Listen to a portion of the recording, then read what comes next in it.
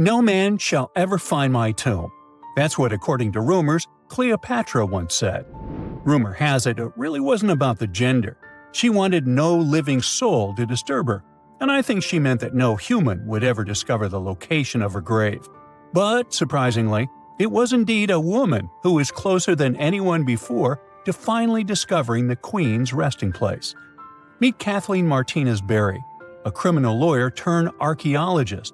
She got so intrigued with Cleopatra's story that she packed her bags and went to Egypt with no official support and even no permission from the authorities. All she had was pure determination to find the queen's tomb. Now, you could say Kathleen had always been ahead of the game. She skipped grades in school, mastered piano, chess, swimming, and martial arts, and grew up listening to top intellectuals debating in her home. And she even got her law degree at just 19, and archaeology was her side passion. She had never actually been to Egypt, never dug up a single artifact. But her fascination with Cleopatra went all the way back to an argument with her father in 1990. That day, she walked into his library looking for a copy of Antony and Cleopatra by Shakespeare. Her dad, Fausto Martinez, a professor and legal expert, casually called Cleopatra a seductress. Kathleen wasn't having it. She fired back, arguing that history had been totally unfair to Cleopatra. The Romans, she said, wanted to destroy her reputation, and for centuries, people had just believed their version of the story. The debate went on for hours, and in the end, her father admitted maybe he had judged Cleopatra too harshly. That conversation changed everything for Kathleen. From that day on, she read every ancient text she could find, especially Plutarch's account of Cleopatra and Mark Antony. The more she learned, the more convinced she became that Cleopatra wasn't just some queen who fell for the wrong guy. She was a genius, playing a dangerous political game to keep Egypt independent. And the more she read, the more she started thinking, what if everyone had been looking for Cleopatra's tomb in the wrong place? That thought stuck with her. When she was caring for her second child, she earned a master's in archaeology. Multitasking. That reignited an obsession that would take over her life, uncovering the truth about Cleopatra. Even though most experts believe that Cleopatra's tomb, along with the final resting place of 13 other Ptolemaic rulers, lies somewhere beneath modern-day Alexandria, Dr. Martinez has a different idea. She believes Cleopatra was buried at Taposiris Magna, an ancient temple dedicated to Osiris, the Egyptian deity of the afterlife. But she still needed an ancient foundation plate. These plates, about the size of a smartphone, were placed beneath important temple structures and often contained inscriptions explaining when and why the temple was built. If she could find a plate that confirmed the temple was dedicated to Isis, Cleopatra's patron deity, she'd have solid proof that this was the right place to look. Nothing could deter Martinez. She excavated the entire temple site, digging deeper than anyone before her. Her team found coins with Cleopatra's name and face stamped on them. It meant Cleopatra had a direct connection to this site.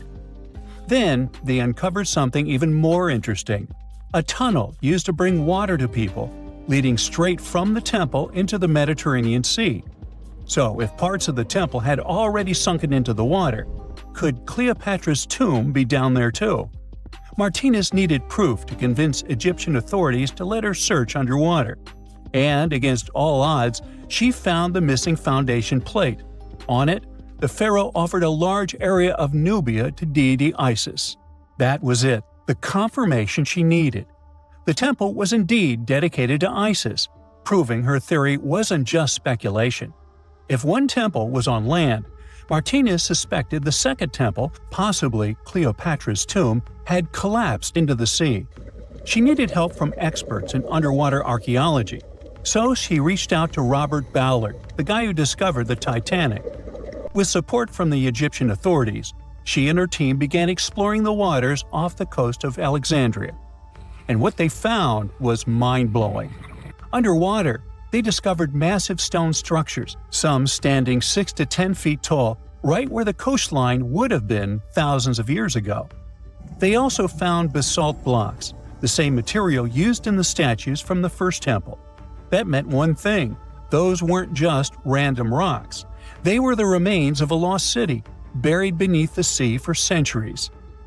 Now, we can only wait and see whether Martinez and her team will be able to unravel one of the greatest mysteries of the past left by the outstanding woman that was Cleopatra. Here's some backstory. After her father, Ptolemy VII, passed away, Egypt's throne went to both Ptolemy VIII and Cleopatra, or so it seemed. Cleopatra, just 18 at the time, allegedly married her 10-year-old brother. Yeah, ancient royalty had some different customs, though there's no solid proof of that. But sibling love didn't last long.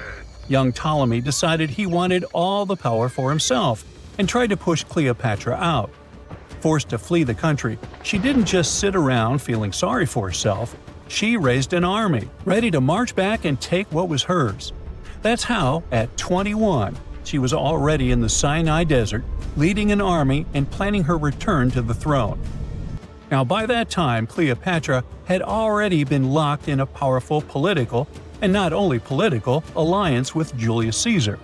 In June 47 BC, she gave birth to a son, Ptolemy Caesar, better known as Caesarion, who, many believe, was Caesar's child. But that didn't stop her from playing by Egyptian royal rules. And her husband number 2, her other brother, Ptolemy XIV. Yep, despite her ongoing affair with Caesar, Cleopatra married yet another sibling, because, in her world, keeping the throne in the family was the name of the game. Now, marriage aside, Cleopatra's bond with Caesar stayed strong. She even traveled to Rome with Ptolemy XIV for a state visit.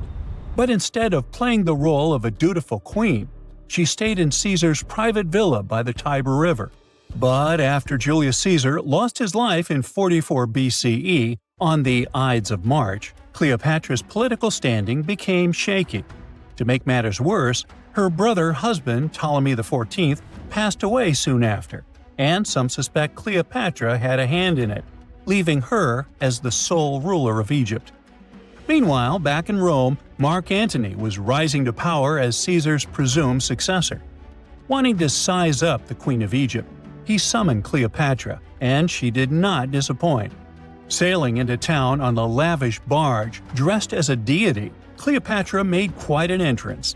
Antony was instantly mesmerized, so much so that he left his third wife back in Rome and followed Cleopatra to Alexandria, where their relationship turned into a full-blown royal affair. The two had 3 children together.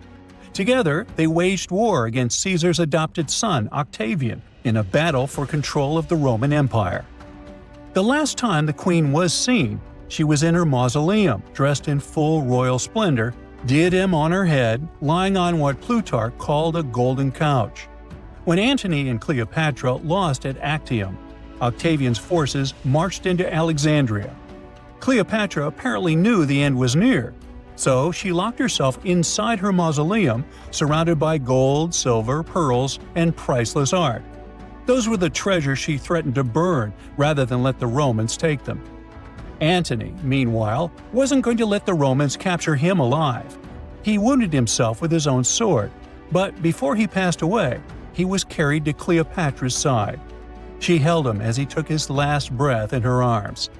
A little over a week later, Cleopatra made her own choice.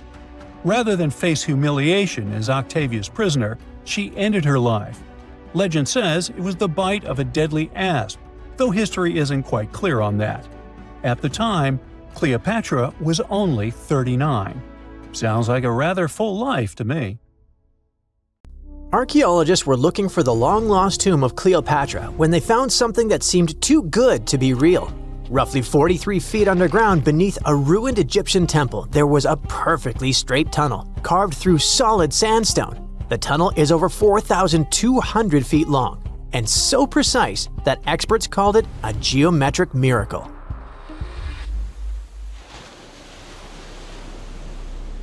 The tunnel sits beneath an ancient city west of Alexandria, near Egypt's Mediterranean coast. The team that found it carefully peeled back layers of stone and debris until they hit this passage, about 6.5 feet tall, cut cleanly into bedrock. There were no collapse marks or wandering curves, just precision. If you've ever tried to drill a straight hole into a wall at home and failed within seconds, imagine doing this underground for nearly a mile. Ancient builders had no GPS, no lasers, no modern surveying tools. Yet, this tunnel stays remarkably level over its entire length. That means they understood gradients, angles, and distance in a way that goes far beyond stack stones and hope. Engineers today rely on machines to maintain that kind of accuracy underground. These people relied on knowledge, repetition, and patience. Parts of the tunnel now sit underwater or collapsed, probably after several earthquakes that struck the region centuries ago. Some experts think the tunnel may have once connected the temple to water sources or ritual areas closer to the sea. Archaeologists noticed that the Egyptian tunnel is an exact replica of the Eupalinos tunnel in Greece. It's believed to be one of the most important engineering achievements of antiquity, which only makes the Egyptian tunnel more special. Underground passages in ancient Greece linked temples to sacred springs. Back in ancient times, people moved through space in specific ways, underground and above, to reenact myths and journeys of gods. A tunnel like this could represent a path to the underworld, rebirth, or divine transition. Nobody would invest this much effort in construction just for decoration. Plus, in earlier digs at the site, archaeologists pulled up all kinds of artifacts, including coins with the names and faces of Cleopatra VII and Alexander the Great. They also found figurines, statues of deities, a mummy with a gold tongue, and even an entire cemetery packed with Greco-Roman style mummies. The perfect geometric tunnel isn't an isolated flex. Not far away, underwater archaeologists off the coast of Alexandria uncovered something that sounds like it belongs in a royal travel documentary. A 2,000-year-old pleasure boat that once glided along the Nile. And this wasn't just another fishing vessel or cargo barge. It likely stretched over 115 feet long and 23 feet wide, and had a decorated cabin, plus around 20 rowers, which turned the river into a moving palace. This isn't speculation pulled out of thin air. An ancient Greek geographer named Strabo wrote about these exact boats around the 1st century BCE. He described lavish vessels used by royalty during festivals and ceremonial outings in Alexandria. For years, historians treated that as a poetic exaggeration. Then, this wreck surfaced, and suddenly, Strabo sounded less like a storyteller and more like a witness. Even ancient art backs it up. The Palestrina mosaic from Italy shows richly decorated boats floating down the Nile. They match both the texts and the physical evidence almost perfectly. Inside the wreck, archaeologists found something small but incredibly human. Graffiti scratched into the wood in Greek. Just writing left behind by someone who stood on that deck 2,000 years ago. Researchers haven't fully decoded the text yet, but its existence alone matters. It tells us this wasn't just a floating symbol of power. People lived on it. It was sort of like a modern luxurious yacht, and the Nile was like a highway. All types of vessels with passengers were moving back and forth, visiting friends, carrying their goods for trade, doing business, and, of course, going on pleasure cruises. The location of the pleasure boat makes the story even better. The boat sat near the temple of Isis on Antirodos, an island that once hosted royal and religious buildings before earthquakes and rising seas erased it from the surface. That temple collapsed around 50 CE, and researchers believe the boat may have sunk during the same disaster. Another recent find that has to do with life on the Nile is the lower part of the massive worship complex about 10 miles southwest of Cairo. It connects directly to an upper temple dedicated to Ra, the Egyptian deity of the sun. The newly excavated part is a 4,500-year-old valley temple. The upper temple sits on higher ground, and archaeologists excavated it years ago. The valley temple is closer to the Nile, and it's connected to the upper part by a causeway. A German Egyptologist actually started excavating part of the temple back in 1901, but the groundwater sat much higher then, and he had to stop. Now, the groundwater level is lower, and a modern team has managed to excavate about half of the Valley Temple since 2024. Once they got in, archaeologists uncovered the remains of a columned entrance portico. Then they found blocks carved with a calendar of religious events, almost like an ancient public schedule. The text includes feasts for Sokar, a falcon-headed deity linked to Memphis, which was a major capital during the Old Kingdom, plus the festival of Min, a fertility deity, and even the procession of Ra. The calendar blocks all showed up around the entrance portico area, which most definitely means that the outside facade of the temple displayed this long feast calendar publicly. That's why archaeologists think this might be one of the earliest examples of a true public calendar ever found. A literal event list for an entire community, built into the architecture. On top of that, the team found dozens of decorated blocks covered in inscriptions that named a pharaoh who ruled around 2420 to 2389 BCE and had the temple built. This temple shows how people moved through ancient Egypt. Because the upper temple handled the main worship, but the valley temple made the whole place accessible. It acted like the landing area for boats coming in, either directly from the Nile or more likely from one of its side channels. So instead of hiking across desert terrain, visitors could arrive by water, step onto the temple's landing stage, enter through the valley temple, then head up the causeway ramp toward the upper temple on the hill. After about a century of use, researchers found that the Valley Temple had been repurposed into a residential area. And the best part is, what they found from that era: 2 wooden pieces used for playing Senet, an ancient board game. Senet shows up at other Egyptian sites too, including King Tutankhamun's tomb, but nobody fully agrees on the rules today.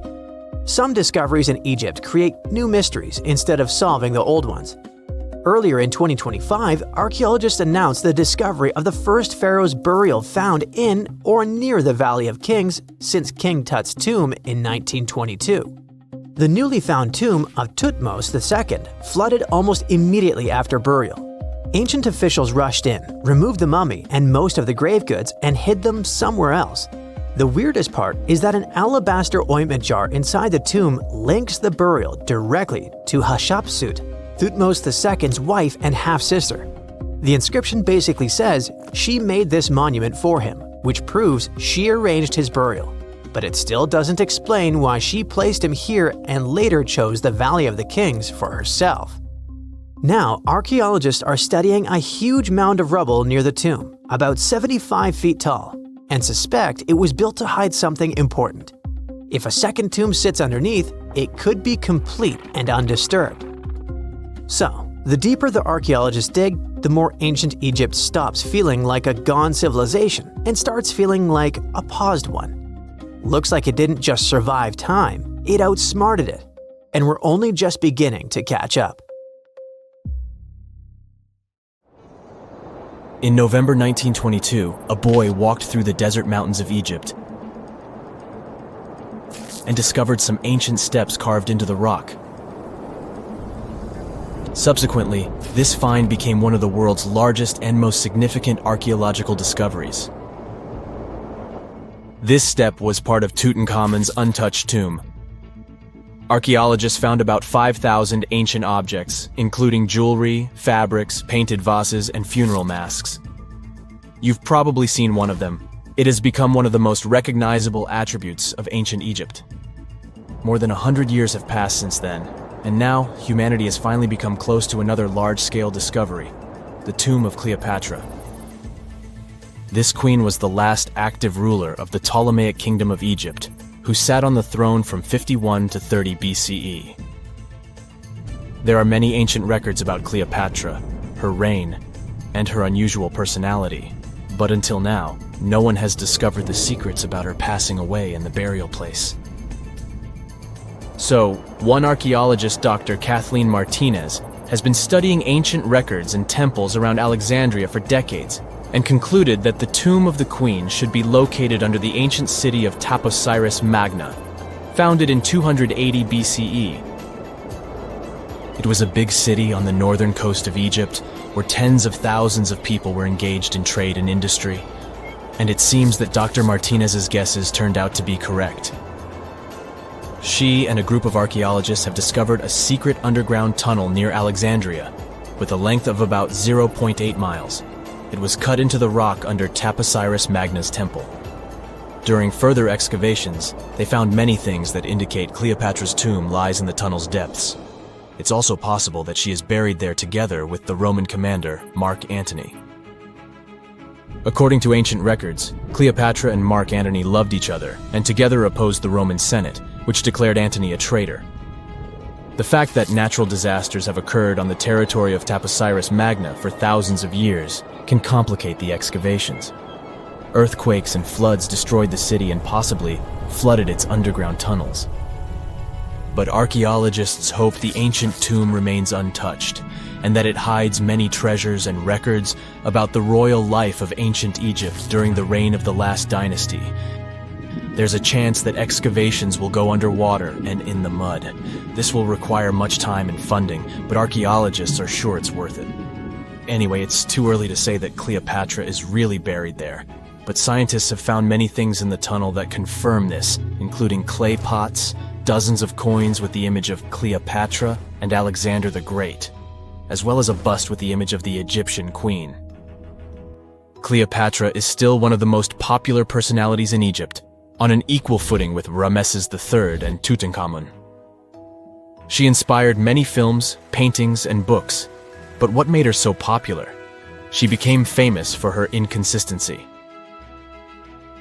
She was a beautiful, intelligent ruler who pulled Egypt out of the crisis and made it a prosperous power. Medieval Arabic texts say she knew chemistry, mathematics, and philosophy, and may have written several scientific books.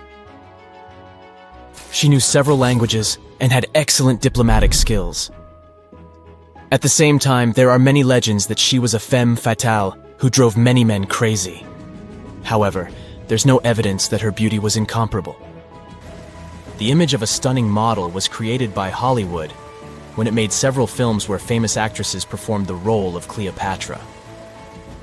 And the Roman Emperor Octavian, the adopted son of Julius Caesar, specially created the image of Cleopatra as an insidious seductress because he was her enemy.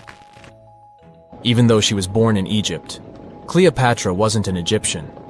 Her ancestors were Greeks, among whom was one of the generals of Alexander the Great. However, the people of Egypt loved her. She learned the language and was very sensitive to the traditions of this country. She knew the history, mentality, and customs of ancient Egypt well. She raised the level of its economy and strengthened its status as a world power. Much of this was made possible thanks to her cunning and impressiveness. She loved theatrical performances and lavish celebrations. She knew how to surprise people and put on a show. But behind the exterior image of a luxury lover was an intelligent and calculating ruler. Ancient Egypt was a rich, luxurious country, and Cleopatra did everything to increase its wealth and strengthen its position in the international arena. For example, she was once in conflict with her brother Ptolemy XIII. The queen knew that she wouldn't be able to resist him, so she decided to attract Julius Caesar to their side. The Roman emperor arrived in Alexandria, where Cleopatra wanted to meet him, but Ptolemy knew about her plans and was about to prevent her from coming to Caesar. Then, instead of a rich and noisy arrival, Cleopatra decided to make her visit inconspicuous. She wrapped herself in a carpet or linen bag the emperor's servants carried into Caesar's private chambers. Cleopatra emerged from the carpet and impressed the Roman emperor with her beauty and determination. As a result, they fell in love with each other and became close allies. After some time, she impressed another influential Roman for diplomatic purposes. She arrived to meet Mark Antony on a golden barge with purple sails and silver oars. Cleopatra was dressed in the image of Aphrodite and sat under a magnificent canopy. Her servants dressed like cupids and were blowing her fan and burning incense. But Cleopatra created such a show for a reason. She knew that Antony revered Greek mythology and considered himself the embodiment of Dionysus. As a result, he was so impressed with this woman that he ended up marrying her. Cleopatra defended her crown, strengthened her alliance with Rome, and bore Antony 3 children. In Egypt, they threw big parties and enjoyed wealth with power. However, the relationship of a high-ranking official with the Egyptian queen caused a scandal in Rome. Octavian was Antony's primary opponent in the struggle for power, so he exploited the situation to darken the competitor's reputation. He used propaganda to make Cleopatra an insidious seductress in the eyes of Roman citizens. He accused Antony of succumbing to her charms. The Roman Senate supported Octavian and declared Cleopatra an enemy. In 33 BCE, this conflict reached a high point when Antony's navy clashed with Octavian's fleet. The latter won and forced his enemy to flee to Egypt with Cleopatra. According to some records, they took refuge near Alexandria. Pursued by the Romans, they hid in one of Cleopatra's palaces and met their end. Some legends say that Cleopatra was an expert in poisons. She provoked a venomous snake, a viper or an Egyptian cobra, to bite her. Also, according to another legend, she pricked herself with a poisonous needle. There's a theory that Cleopatra always carried an ampule with poison inside her hairbrush. And when she was cornered, she soaked the needle with this poison and pricked herself. None of this can be said for sure. Scientists are still trying to find out the truth. Perhaps when they reach Cleopatra's tomb, the world will get more answers about her tragic fate. She is considered the last ruler of Egypt. After her passing, Octavian plundered her palaces and temples and returned to Rome, where he became the main emperor. He successfully ruled the country and expanded its borders. His reign ended when he turned 75. World history would have looked different if Cleopatra and Mark Antony hadn't lost that naval battle. By the way, did you know that more time has passed between Cleopatra's reign and Neil Armstrong's flight to the moon than between the reign of the Egyptian queen and the construction of the Great Pyramid of Giza? Armstrong took a step on the Earth satellite in 1969, 38 years after the birth of Cleopatra. And the construction of the pyramid took place in 2560 BCE.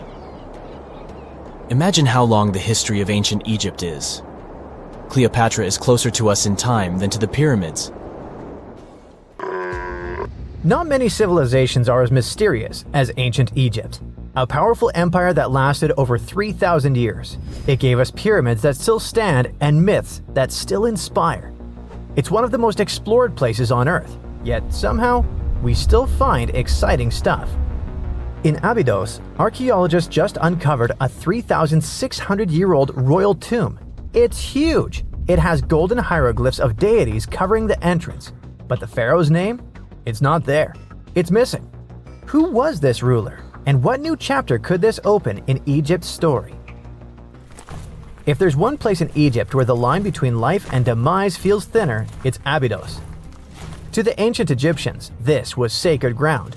They believed it was the burial place of Osiris, the god who literally passed away, had his remains separated, and came back to life to rule the underworld. Because of that, Abidos became Egypt's spiritual gathering place. Pharaohs built amazing temples here, like the Temple of Seti, famous for its King's List, a wall that has the names of 76 pharaohs carved in it. Pilgrims came from across Egypt, leaving offerings and participating in Osiris festivals, where his demise and rebirth were ritually reenacted. It wasn't just symbolic worship, it was Egypt's version of Comic-Con. But instead of cosplaying superheroes, people reenacted gods coming back to life. Obviously, pharaohs competed to be buried as close to Osiris as possible. Abydos became part cemetery, part holy city, part afterlife insurance policy. Fast forward thousands of years, and we still uncover remarkable stuff around Abydos. That's the case with the recently discovered tomb. In early 2025, a joint team of researchers from the US and Egypt decided to dig beneath a rocky rise ominously called Anubis Mountain. You remember Anubis, the jackal-headed deity who guarded cemeteries. The uncovered royal burial was hidden 23 feet below the surface. Sadly, even though it eluded archaeologists for so long, robbers had already taken away with treasures ages ago. They could definitely tell this was a tomb of someone super important. Similar to how you can walk around a mansion with no furniture but still deduce that someone rich must have lived there. The chamber had mud brick vaults rising over 16 feet. That's taller than a female giraffe standing upright. For something built 36 centuries ago, it still felt enormous. However, when you remember that Egyptians were masters of architecture, nothing seems surprising. So no treasures, no golden mask, and sadly, no name. The cartouche that should have spelled the king's identity was unreadable. Egyptian tombs usually bragged about who was inside. In ancient Egypt, a cartouche was basically a big oval name tag for kings wrapped in hieroglyphs. Think of them as VIP passes that worked in both this life and the next. Without it, your soul couldn't check into the afterlife hotel. That's because to the Egyptians, your name, your ren, wasn't just so your teacher could distinguish you from kids with the same haircut. It was a core part of who you were. As long as your ren survived, so did you. To have your name forgotten was considered a fate worse than passing away. A soul cannot journey without a name. That's why you'd see cartouches all over the place, on temples, obelisks, jewelry, statues, and tomb walls. It wasn't there just for the marketing. It kept the pharaoh's presence front and center everywhere you looked.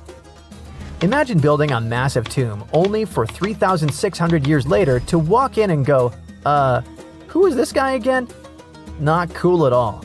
That's why it's fair to imagine our nameless pharaoh haunting the robbers for all eternity. So yeah, cartouche was considered very significant. One of the most famous and mind-blowing examples comes from the tomb of Thutmose III. His burial chamber and sarcophagus were literally shaped like a cartouche. In other words, the entire room was a living architectural symbol of his name. Thankfully, in the recently discovered tomb, not everything was erased. Painted in golden hues at the entrance were two familiar guardians, deities Isis and Nephthys. Isis was the magician who stitched Osiris back together and breathed life into him. Nephthys, her sister, was the eternal mourner and protector of the mummy. Together, they promised that whoever rested here would not face the afterlife alone, and it's one additional proof of the importance of the mysterious pharaoh.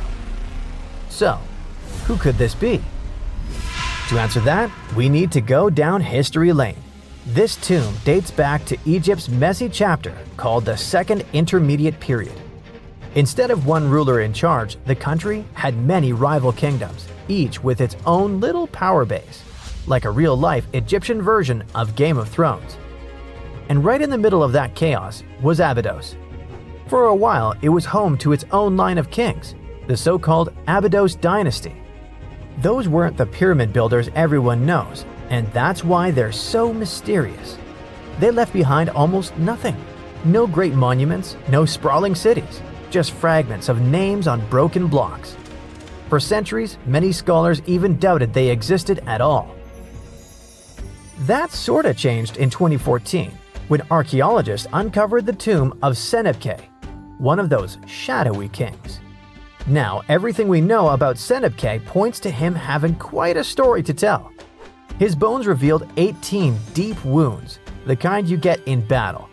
He had blows to his skull, back, and hands, and likely lost his life fighting, making him one of the few pharaohs we know who sadly fell in combat.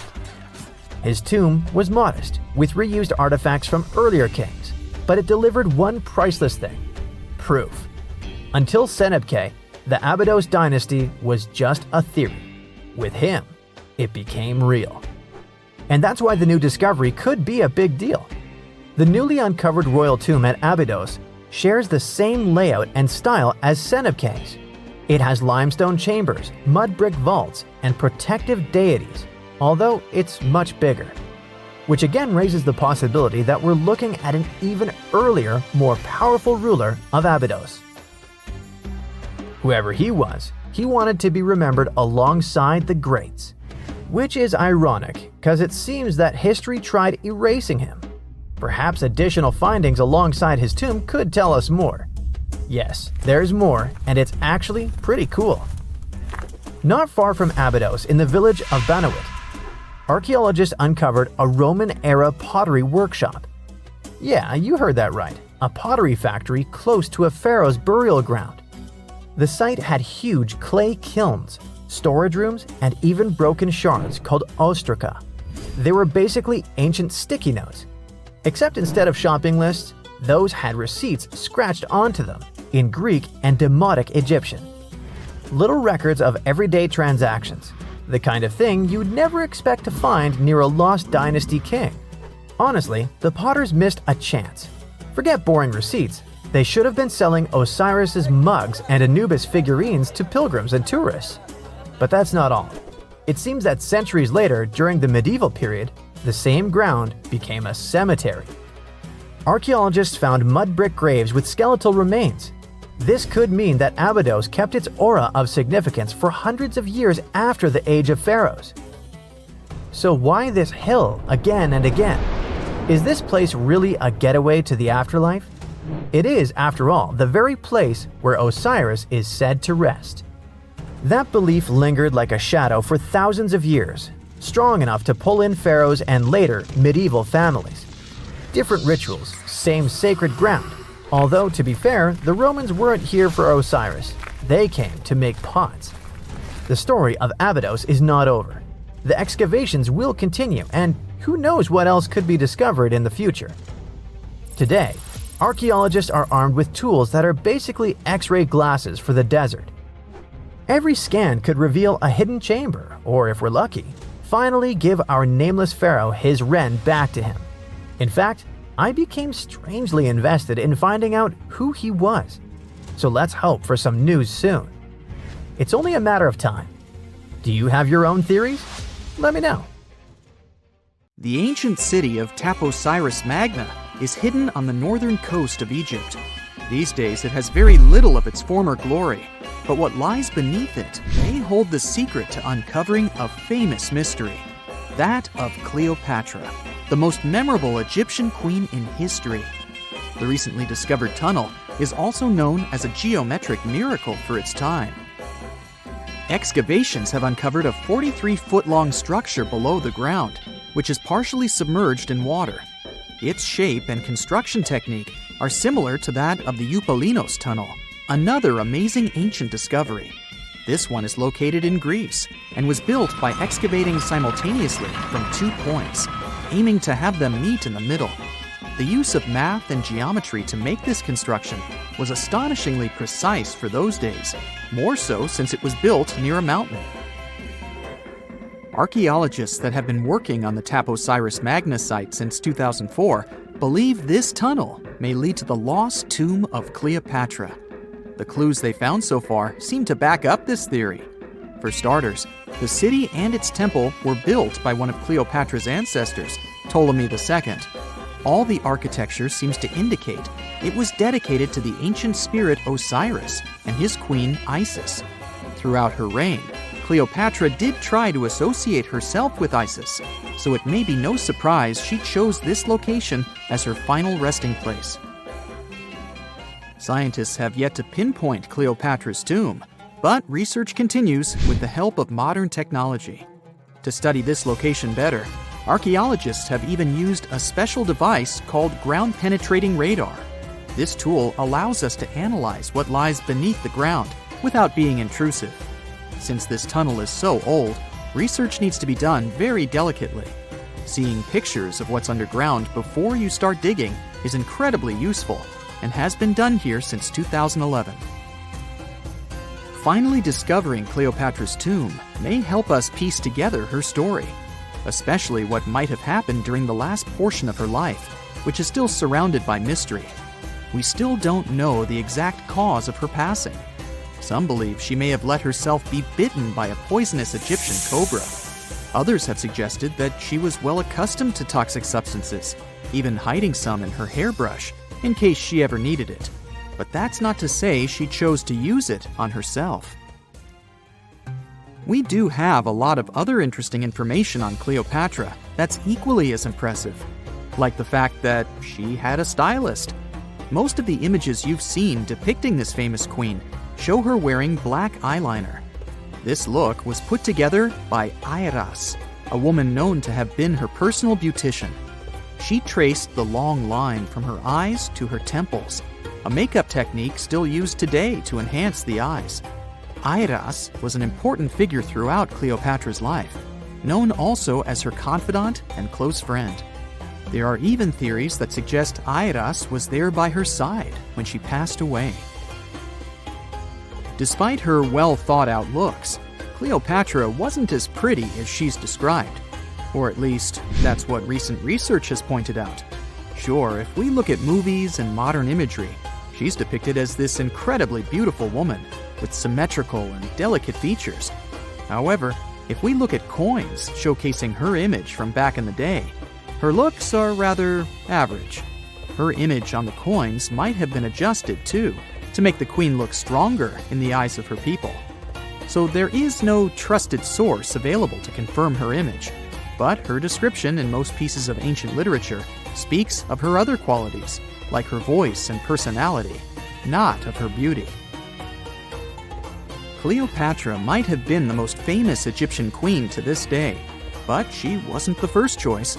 She did have an older sister, Berenice, that was initially supposed to take the throne. Berenice passed away before she could do that, so Cleopatra took on the role and began investing in her education. She traveled throughout the country quite frequently, so she could become accustomed to her people and their needs.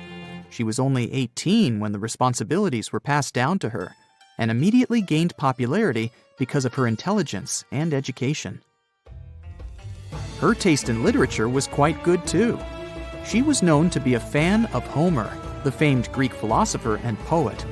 Cleopatra loved to write as much as she loved to read. There are even claims that she wrote a book on medicine and cosmetics, but we have no evidence to this day that such work ever existed.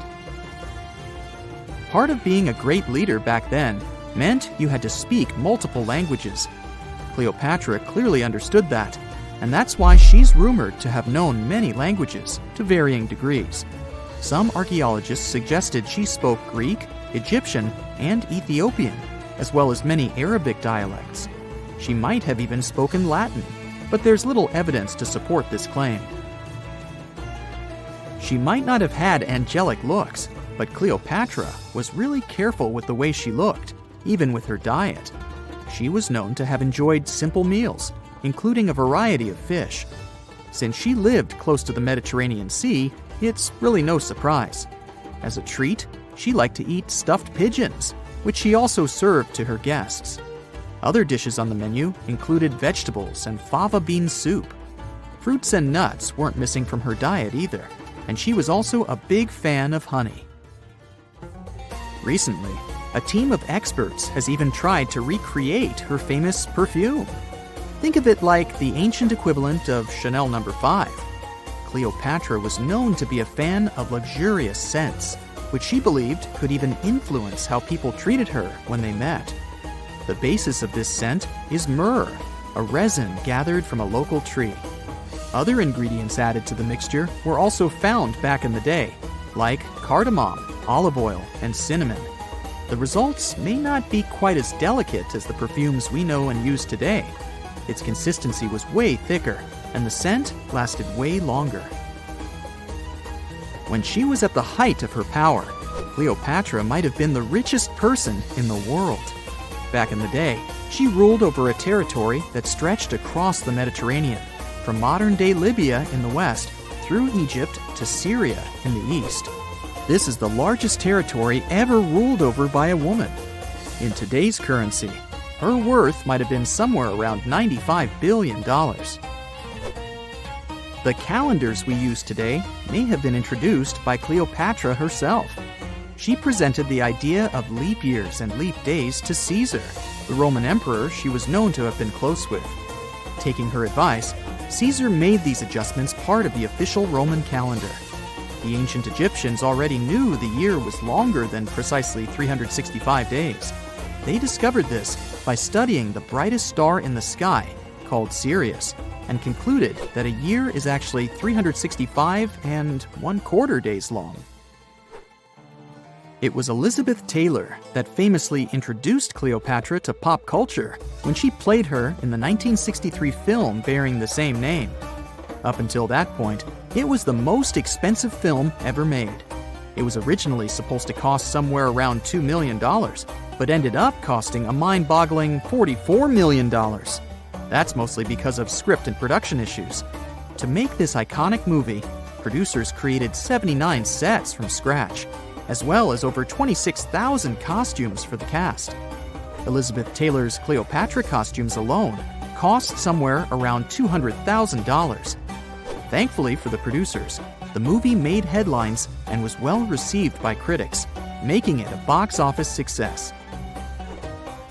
A lot of people associate Cleopatra with another famous Egyptian ruler, King Tutankhamun, nicknamed King Tut.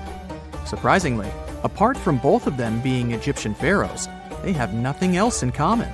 For starters, King Tut lived around 1300 years before Cleopatra did, and there is also no connection regarding their ancestry. Cleopatra had Macedonian Greek roots, while King Tut was a native Egyptian. This coffin seems to defy logic. No visible openings, no way in or out, and yet, inside lies Lady Shennet-Ah, a mysterious woman from ancient Egypt, perfectly preserved even after 3,000 years. How did she get there? It was the third intermediate period in Egypt, a time between great dynasties. Pharaohs wore the blue crowns. Priests in Thebes were almost as powerful as kings. Markets were filled with the cries of merchants selling dates, papyrus, and precious perfumes. Lady Shennet-Ah was in her late 30s or early 40s, old age by Egyptian standards of that time. Like other Egyptians at the time, she ate meals of bread, lentils, and fish. By that age, her teeth were already badly worn down, yellowish with enamel eroded, because food in ancient Egypt often had grains of sand in it. But she wasn't just a regular woman. When she passed away for unknown reasons, her burial was lavish. Locals wrapped her body in expensive linen and adorned with artificial eyes to replace her real ones. That would help her see in the afterlife. And that's exactly how we found her 3,000 years later, in a beautifully decorated sarcophagus. It was made of cartonnage, which is kind of like papier-mâché, made by layering linen and papyrus with adhesive. These coffins were wildly strong, lasting for thousands of years, all thanks to Egypt's super dry climate. But most importantly, Egyptians only used it for the elite. So she was someone very important to the locals, though we might never know why. But there was only one huge problem with her mummy. How did they even put her in the coffin? No matter how much researchers looked, there were simply no entry points. The only visible gap was a tiny slit near her feet. But that's not nearly large enough to place her entire body inside. This mystery puzzled them for decades, until they finally learned the truth only recently. They study those mummies at the Field Museum in Chicago using new technology, CT scans. It's basically like taking thousands of X-rays and piecing them together to create detailed 3D images. That's how we can learn more about the bodies without disturbing them. And it turns out the ancient Egyptians were unbelievably clever. They didn't construct the cartonnage around Shennet-Ah's body, which would be a common and easy thing to do. Instead, embalmers created the coffin first. Then, they softened this coffin with moisture to make it flexible. After that, they carefully molded it around her wrapped body. They did cut a slit along the back of the coffin to do that, but then they laced it up like a corset, so it seemed like there were no openings. Finally, they secured a wooden panel at her feet to keep everything in place. That's where the tiny slit came from. Usually, the insides were removed and put in jars, symbolically guarded by the 4 sons of Horus. Egyptians believed that the deceased would need all that stuff once they got into the afterlife. They also thought it would help preserve the body for ages, which, as we can see, worked amazingly well. Thanks to their beliefs, we now have mummies as time capsules. Each son of Horus was supposed to protect each of the specific body parts. The human-headed Imseti for the liver, the baboon-headed Hapi for the lungs, the jackal-headed Dalmatef for the stomach, and the falcon-headed Kebis Senuv for the intestines. It's crazy how much effort the embalmers put into their job, especially in Lady Shennet-Ah. They wanted to make sure her body remains untouched and the sarcophagus would be perfect for her. You can't help but wonder, who was she if she mattered so much? The ancient Egyptians literally viewed the afterlife as modern retirement planning. You're not just passing away. You gotta prepare yourself for it. prepare the body, eyes to see, and so on. And the richer or more important you were, the better your afterlife would be. But Chanet-A wasn't the only fascinating mummy they studied. They also decided to scan Harwa, an Egyptian man who lived around the same time. Judging by the mummy, he also had a high social status.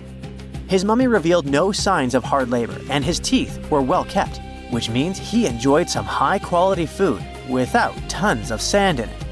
Some fellas got lucky both in life and after it. But there were many mysterious mummies throughout history.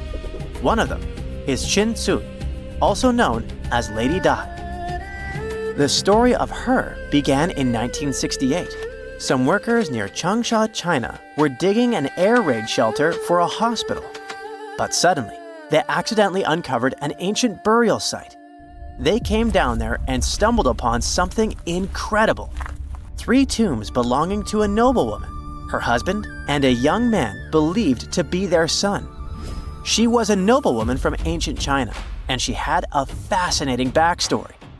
She lived over 2,000 years ago during the Western Han Dynasty. She was married to Li Kang, a guy who served as chancellor to the Changsha Kingdom, a high-ranking official. At first, it looks like Lady Di lived a life of luxury and privilege. She had private musicians to play at her parties, and for her personal enjoyment. She probably played the guqin, an instrument that back in the day people associated with intellect and elegance. And she certainly ate like an empress. Fine meats, delicacies, and all things like that. Even her wardrobe was full of some exquisite silk, not even mentioning the tons of cosmetics. But all this wealth came at a cost. The more she aged, the worse her health became. She got a full pack: a heart condition, diabetes, high pressure, and liver issues. It also looks like her back was driving her crazy, probably making it hard for her to even move. Finally, as a cherry on top, she developed gallstones. All this packed together eventually led to a heart attack that took her life around the age of 50. There was one haunting detail. Scientists found over 130 melon seeds in her stomach and intestines.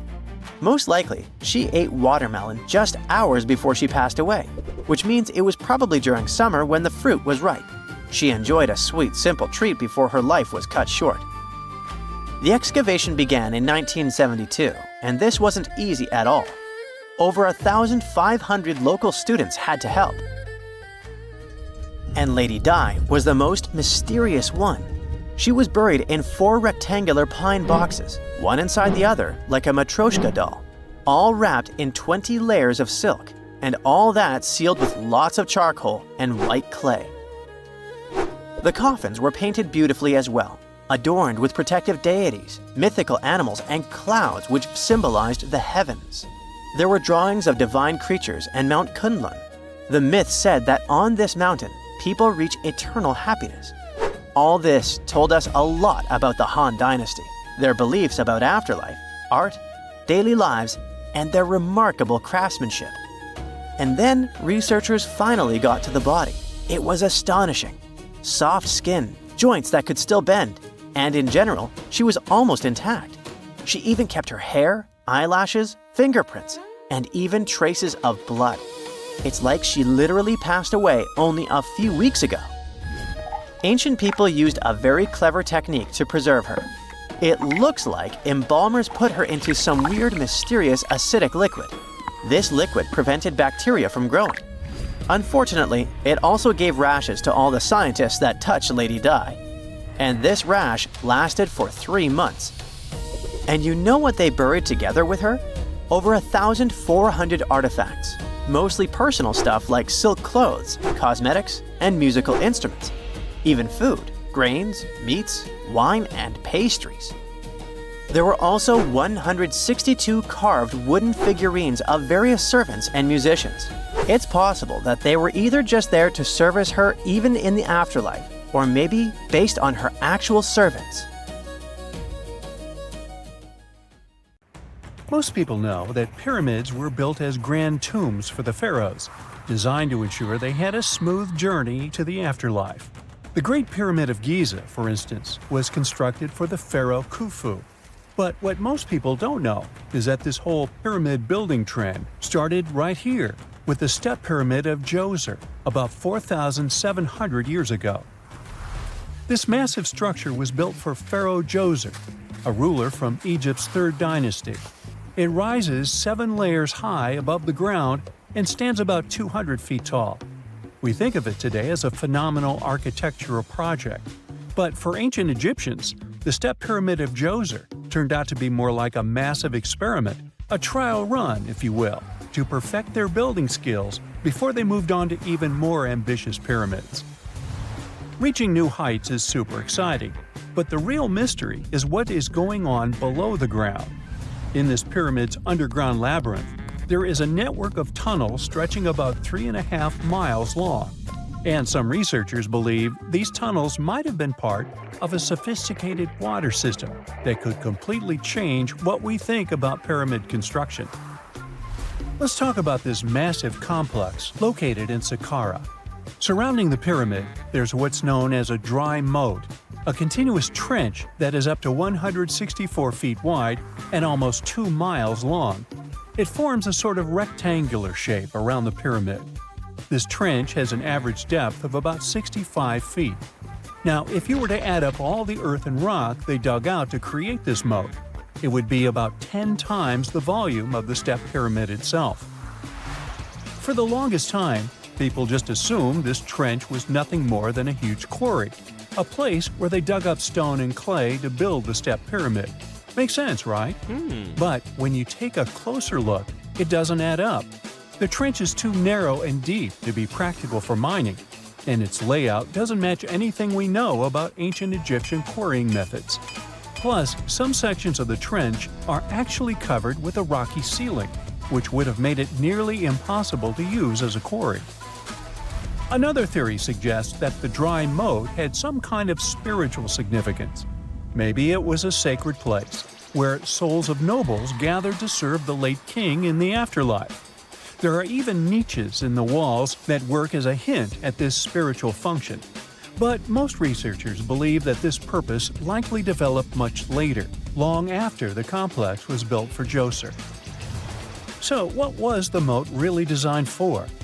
In 2020, a researcher came up with a pretty intriguing idea. It is possible that this trench was actually designed to collect and manage water, especially after heavy rainfalls. Now, that makes sense when you consider the location. The moat sits in an area that could easily have been flooded by runoff water from nearby plains. This could also explain why the trench wasn't used for new graves until much later when the climate became drier and less prone to flooding. The story becomes even more intriguing, as this trench appears to be part of a larger, more complex hydraulic system within the Djoser complex. It is like the trench has several compartments, carefully carved out of the rock and connected by tunnels.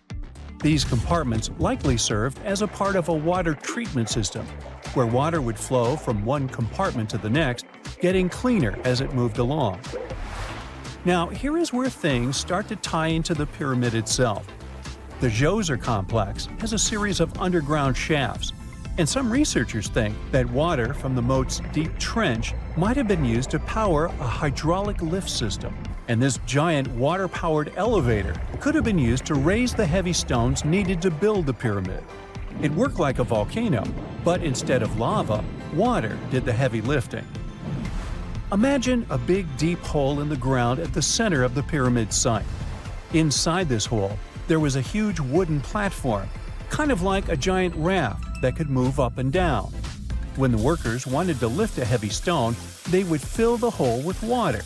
As the water rose, the wooden platform started to float up, carrying the stone with it, almost like a giant water-powered elevator.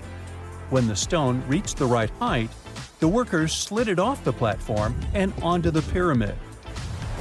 The idea is that water from the deep trench, after being cleaned and filtered, would flow into these shafts.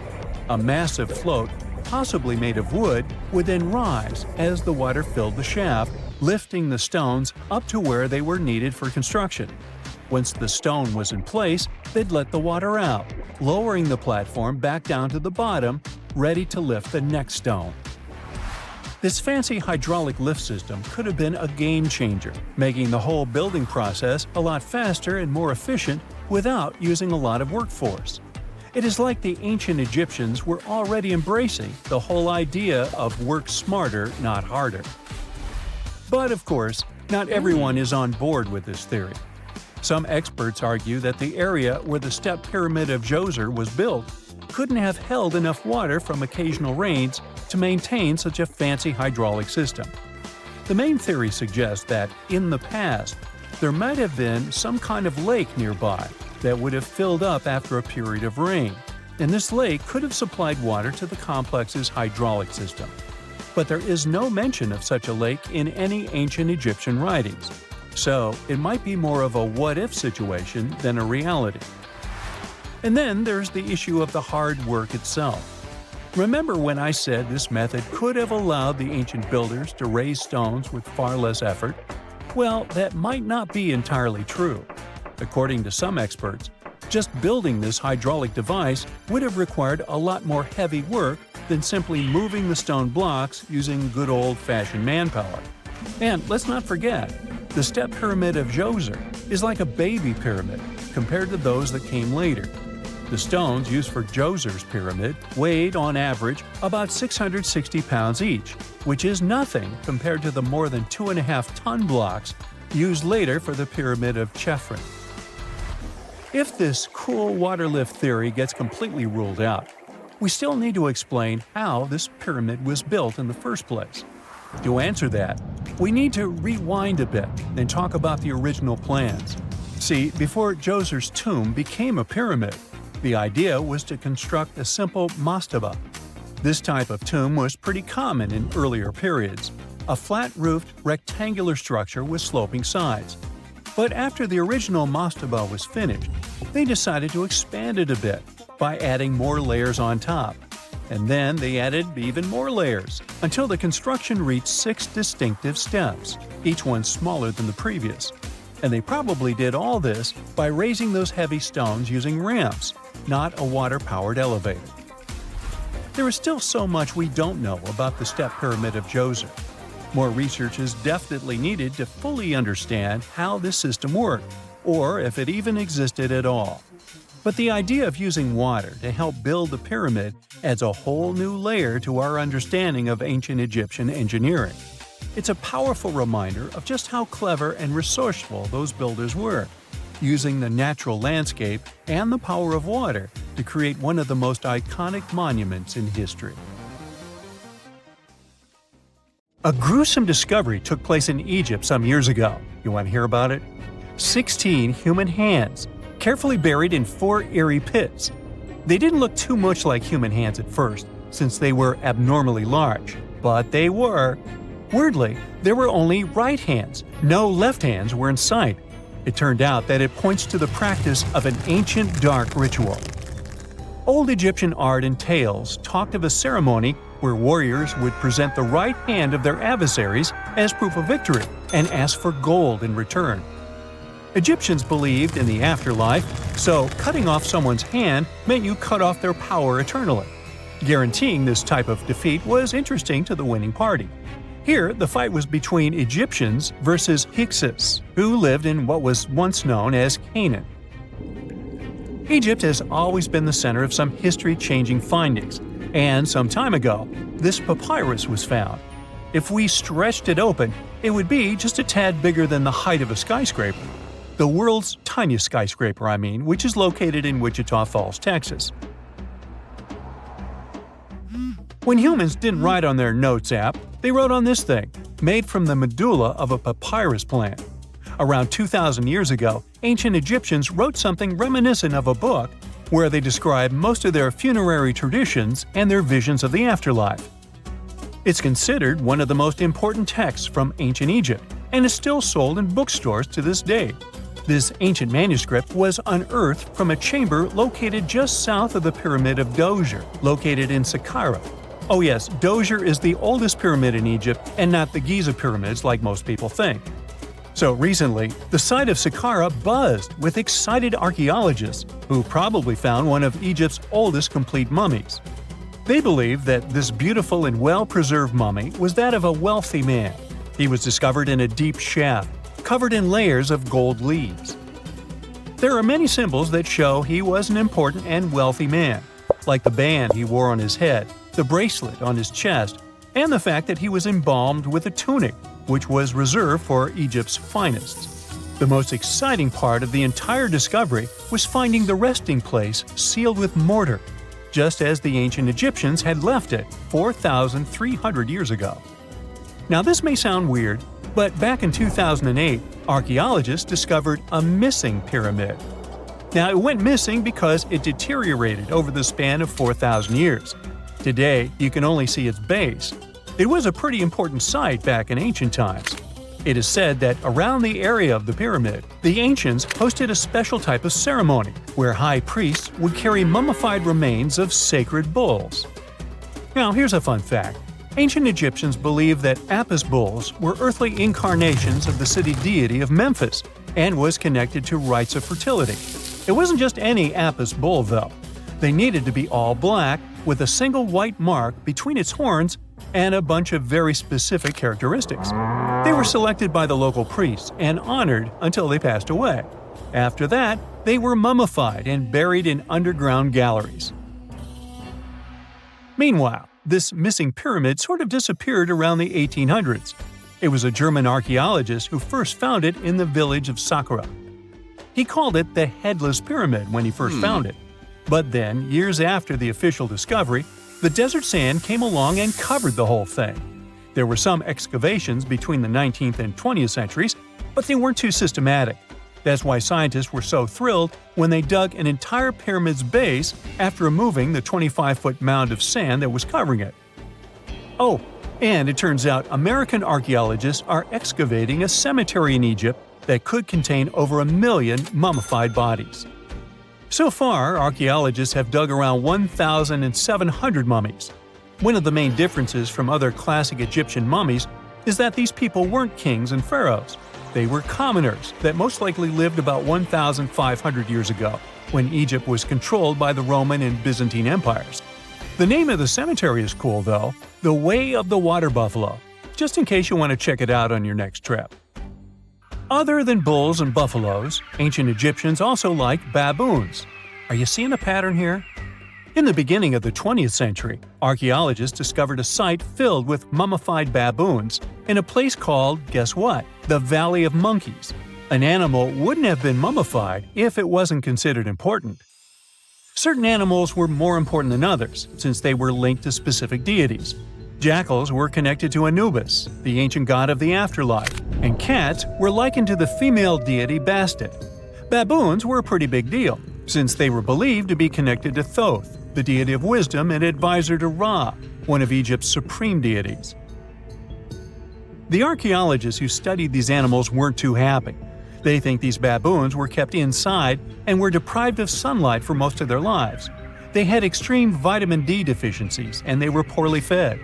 Maybe Thoth got angry with these baboon keepers. Just a guess. Since there's never a boring day for archaeologists in Egypt, they also found human mummies with golden tongues. Since Egyptians were all about the afterlife, they believed that golden tongues might help a person speak once they pass to the other side. I mean, it's a long shot, but hey, why not? Some of these mummies were placed in wooden coffins with goods, such as necklaces, pottery, golden artifacts in the shape of lotus flowers and scarab beetles, and iPhones. Just kidding. A new temple was also unearthed recently in Egypt. Scientists believe it was dedicated to honor Zeus Cassios. That deity would be a cross between Zeus, the almighty Greek deity of the sky, and Mount Cassios.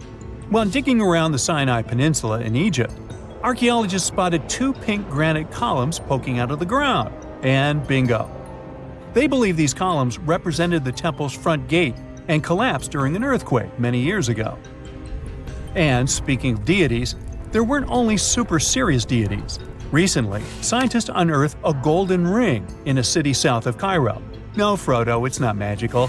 It was a normal gold ring, but it had the depiction of the deity of fun, officially named Bes.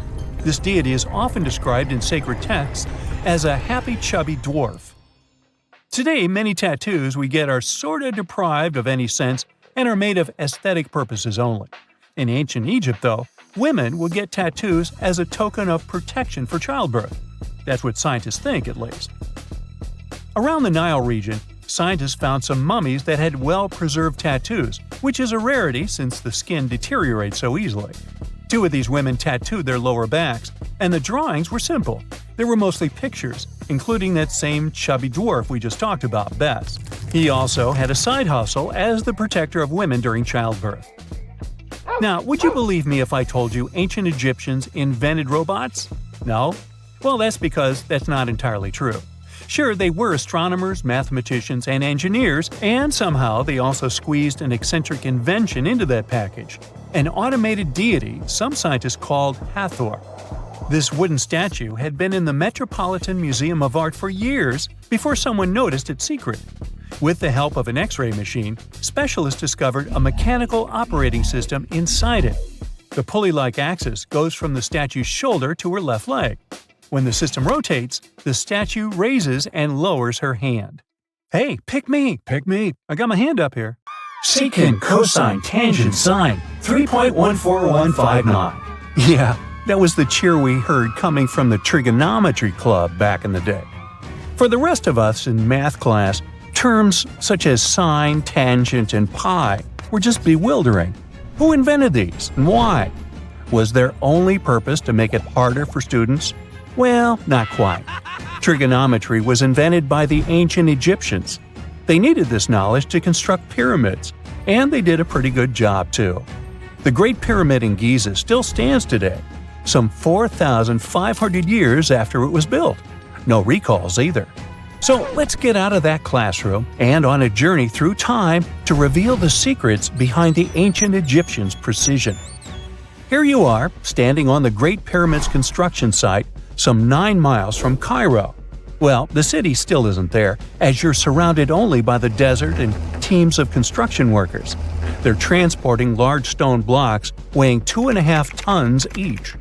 They're inside a wooden sled that sits on large rollers. A crew of 8 men rolls these blocks along the ground. You immediately think of the rollers on a supermarket cash register. The principle is exactly the same, but the scale is greater, much greater. Scientists estimate that the Egyptians used 2.3 million such blocks in the Great Pyramid alone. And the block in front of you is one of the lighter ones. The heaviest of them weighed up to 15 tons. But where did all these blocks come from? Most of them originated from quarries around Giza. It's not that impressive, you think? But wait until you hear how ancient engineers transported the granite used in construction over 500 miles to the pyramid. There were no railways or highways back then, but the mighty Nile was always there. Researchers even believe that the Egyptians dug a canal to connect the Nile directly to the pyramid's construction site. All they had to do then was to wait for the flood season to begin, and voila! The rising water levels floated the heavy stone blocks for them. But how did they lift the enormous stones on dry land to stack them up to the top? Did they use oversized cranes? Well, ancient Egyptians worked around this problem, literally speaking. One of the workers is now pointing to the giant ramp going around the pyramid they're building. This is how a mountain road zigzags its way to the top. If the ramp went directly to the top of the pyramid, then workers couldn't pull the stone blocks along it. It would be too steep. Scientists have calculated that 8% could be the maximum incline. So ancient Egyptians just extended the ramp around the pyramid. Again, these are all theories, as the ramp could have been inside the pyramid, as some researchers suggest. The exact building method is still a mystery, guarded by the Sphinx. That's its real name, right? Wrong. As the Great Sphinx is just the statue's alias. You know, the name writers take when they want to hide their true identity, or a singer's stage name. The Sphinx's real name, translated from Egyptian, means Horus in the horizon. That was the name for the Egyptian deity of the sky.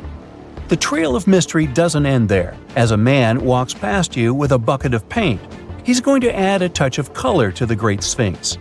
Researchers found specks of this red color next to its ear. That was some strong paint, as it survived for thousands of years. You are now standing straight in front of the Sphinx. You look up. It's very tall, right? 66 feet to be precise. Now resist the urge to take a selfie. You can do it. Now you notice something else. It looks like the Sphinx is in the center of a giant triangle in the back. That's one side of the Great Pyramid. And no, your eyes are not playing tricks on you. The Sphinx really does sit in the center of the pyramid's lateral face. Here's where math comes in handy. A pyramid has 4 sides, called lateral faces. There's also a 5th face, the base, but that's not visible. It's, wait for it, face down. The Sphinx has one last mystery to reveal: its age. Scientists agree that Pharaoh Khafre built the Sphinx. He ruled after his father, who had built a great pyramid nearby. So both structures were finished around the same time. Let's talk about numbers again. You've heard of Cleopatra, the Egyptian princess described as a woman of great beauty. Hello? She saw the pyramids, but she lived closer to the time of the first iPhone than the time of the people who built the pyramids. Fascinating, right? You can see thousands of people around you. They're working hard to build the pharaoh's tomb. But how many of them are there exactly? One Greek philosopher estimated there were as many as 100,000 workers. Seems like an okay number for such an enormous structure, but it can't be true. Science simply can't back up this number. Egyptologists put the total number of workers at 30,000. And yes, Indiana Jones was one of them, at least on the big screen, but he showed up late. Egyptologists know a lot about the pyramids, but not everything. Not because they don't want to, but because they haven't yet dug up enough evidence. They can only guess how the building process went. First, engineers would arrive to choose the right spot and do the necessary measurements. That's why they needed all that complicated math. Then, it's time for sourcing the material, the large stone blocks I mentioned earlier. When boats deliver them to the site of the future pyramid, workers can finally do their thing. They operated in smaller groups, but there were at least 2,000 of them chiseling and carving away at any given time. Sounds like a typical construction site today? Well, that's because it is, just thousands of years ago. It's amazing what ancient Egyptians were able to achieve with just copper and stone tools. The pyramid is now complete in front of you. But is it the same pyramid we see today? Why is this structure shining bright in the desert sun? Isn't it supposed to be a dusty yellow color? Well, no. Human activity and the elements have completely stripped the outer layer of stones over time. Expert craftspeople polished these blocks using nothing but stone and sand. The end result was a smooth and shiny rock. On the day it was completed, the Great Pyramid of Giza was a perfect triangle of light. Its polished sides acted like giant mirrors, reflecting the powerful Egyptian sun. This is the point where you should put your glasses on, and that shiny thing you see at the pyramid's very top is actually gold. The capstone at the top of the pyramid is called a pyramidion. It was covered in sheets of gold. As you can guess, these were the first stones to disappear. Let's make another stop before we get you back to your classroom. We travel to the British Isles, and no, Stonehenge isn't our destination. It is Newgrange in County Meath. Scientists estimate that the ancient peoples of Ireland built this stone monument around the year 3200 BCE. This makes it older than both Stonehenge and the Great Pyramid in Giza. The function of the circular mound in Newgrange is the same as the one of the Great Pyramid and equally mysterious.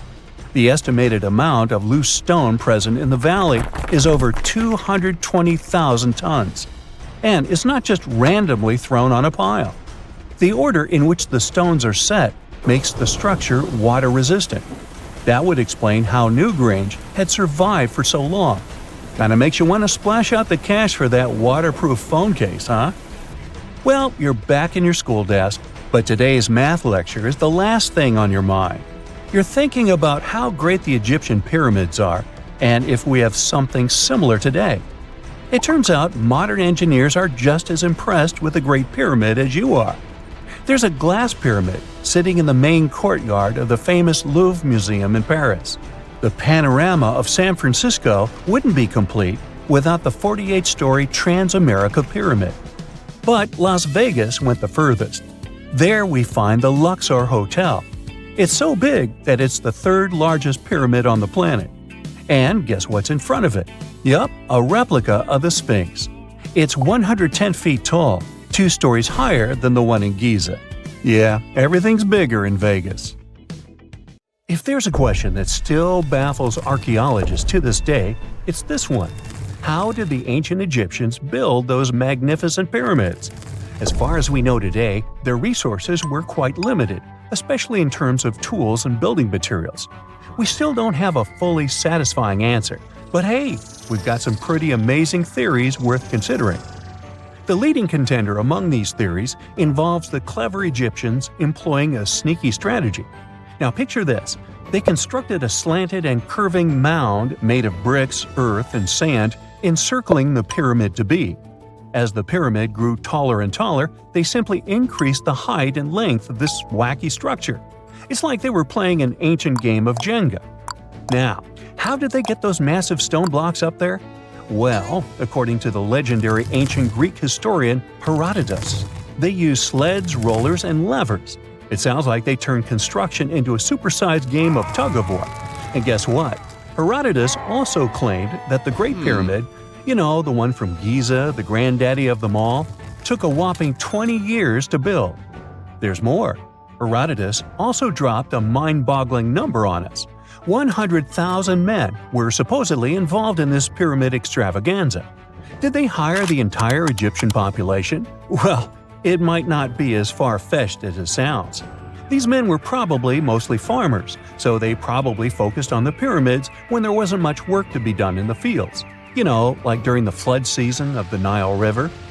Obviously, specialists in the archaeological community had something to add to this theory. By the late 20th century, they discovered some evidence that suggests the workforce might have been smaller and more permanent than previously thought. Instead of a massive army of 100,000 pyramid builders, they proposed that a modest crew of around 20,000 workers, accompanied by support personnel like bakers, physicians, and even spiritual leaders, could have gotten the job done. There was also this theory that claimed that the pyramids were actually built from the top downward.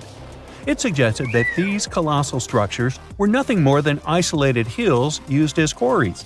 The stones were supposedly drawn from these hills, and over time, competing engineers took charge and transformed them into the iconic pyramids we know today. Now, before you dismiss this theory as a wild fantasy, some folks thought it wasn't completely crazy. After all, there are instances where isolated hills exist, so maybe this theory had a tiny glimmer of truth. Whether it involved ramp building or ingenious work schedules, one thing is clear. Those pyramids have definitely left their mark on history and on our imaginations. Now, speaking of ancient Egyptian mysteries, there's this gigantic unfinished obelisk sitting in ancient Egypt, and scientists are trying to figure out how it was shaped.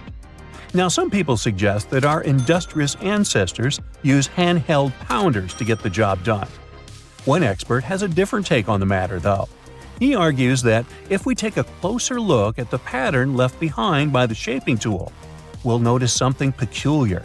The walls of the trenches surrounding the obelisk display a neat and even pattern, which is pretty unlikely if they were pounded away by mere mortal hands. According to this expert, those horizontal striations are usually the result of a tool that takes breaks while removing material, leaving its mark on the surface. But wait, there's more. Imagine the tool being rocked back and forth against the trench walls, clearing away the waste to keep the trench from narrowing. Well, in that case, the tool might have left some funky horizontal striations where it was pressed against the sidewall. This sounds like some fancy technology at play, don't you think? And guess what? The dynastic Egyptians probably didn't have access to that kind of know-how. Another famous Egyptologist from way back also uncovered a bunch of core drills during his adventures. Although the actual drill bits are missing, his collection houses these particular core remnants made of limestone, alabaster, and even granite. These constructions aren't the only amazing thing the ancient Egyptians left behind, though. As it turns out, the Egyptians were the genius minds behind the creation of the handheld mirror. Yeah, that little mirror you use every day to check yourself out. But here's the twist. These mirrors are like pieces of art. They were decorated with inscriptions and figures. But that's not all. The Egyptians had a serious concern with their appearance. They knew the importance of personal hygiene and looking fabulous. So, in their quest for pearly whites, they invented toothbrushes and toothpaste. Dental problems were pretty common back then, and their smiles weren't exactly all white. Dentistry wasn't their strongest suit, you see. Maybe their minds were distracted by all that pyramid building. So that doesn't mean those ancient toothpaste recipes weren't amazing. One delightful concoction included rock salt, mint, dried iris petals, and pepper. Some brave dentists in the 21st century tried it out, and it worked pretty well.